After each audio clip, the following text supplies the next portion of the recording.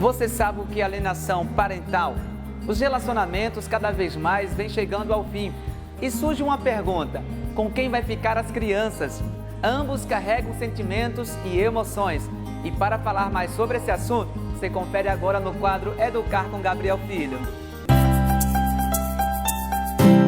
Ressentimento, abandono, traição, raiva e até desejo de vingança são sentimentos frequentes no processo de separação.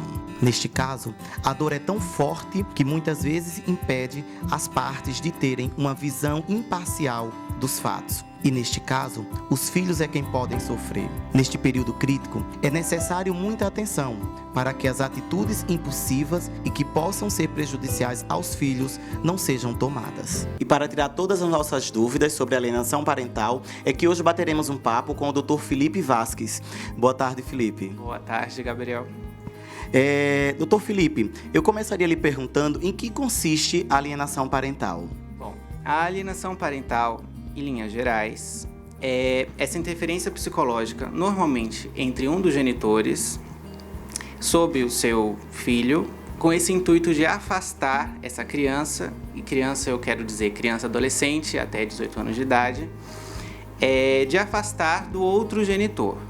Normalmente, o caso clássico é um casal, processo de divórcio, em desarmonia, onde há muito ressentimento e essa necessidade de ferir o outro através do seu filho. O básico é esse afastamento perverso, né? Essa dificuldade de criar acesso ao filho de quem tem o direito de ter acesso ao seu filho. Somente os pais podem provocar alienação parental? Não. A gente fala pais porque normalmente é o quadro clássico. Mas a própria lei 12.318, ela elenca possíveis alienadores, coloca tios, avós e qualquer que seja a pessoa que detém a tutela ou a guarda dessa criança ou desse adolescente.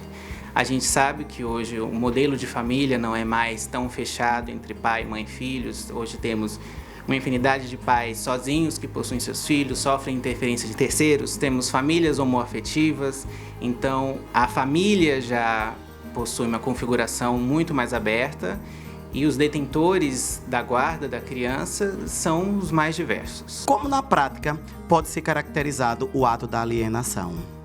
A Lei 12.318, ela resume em linhas gerais a dificuldade de acesso a esse filho, a mudança de domicílio para um lugar, por exemplo, afastado e, sobretudo, a desqualificação desse outro genitor. Desqualificar, falar mal. Qualquer forma de estragar um convívio harmônico. Quais são os caminhos, né? O que deve ser feito por este pai ou por este familiar que está se sentindo prejudicado? O método mais eficaz, óbvio, é procurar um advogado que vai entrar com uma ação a fim de regulamentar essa convivência.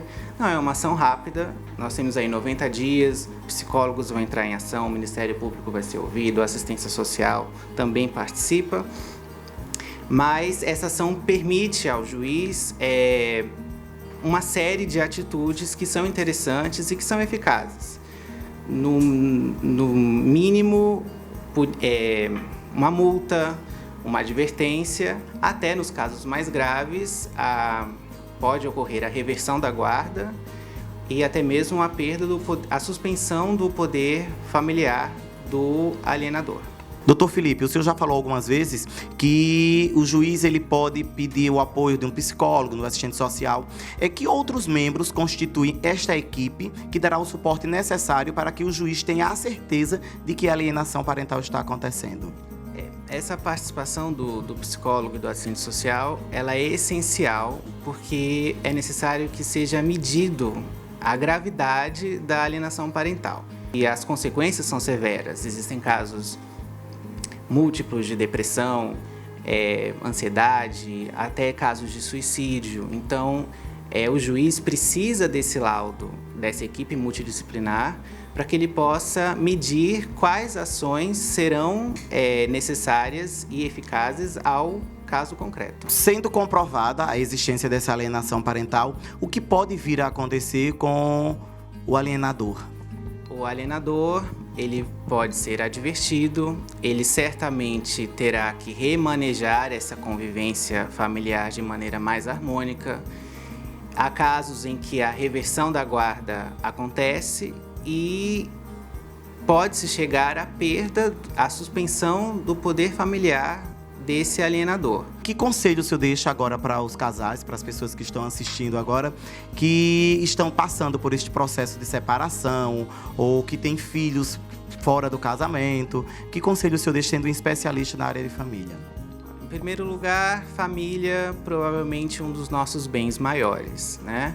Situações de divórcio normalmente envolvem emoções muito fortes, mágoas, né? É preciso que se veja a situação de uma maneira maior, amplificada, e que se retire o filho ou a criança desse emaranhado de ressentimentos que possam existir. Mais uma vez, doutor Felipe, muito obrigado pela sua participação e por seus esclarecimentos aqui no nosso Educar. Esperamos sempre contar com a sua participação aqui conosco. Obrigado. E para vocês que estão em casa, fiquem com Deus e até a próxima semana.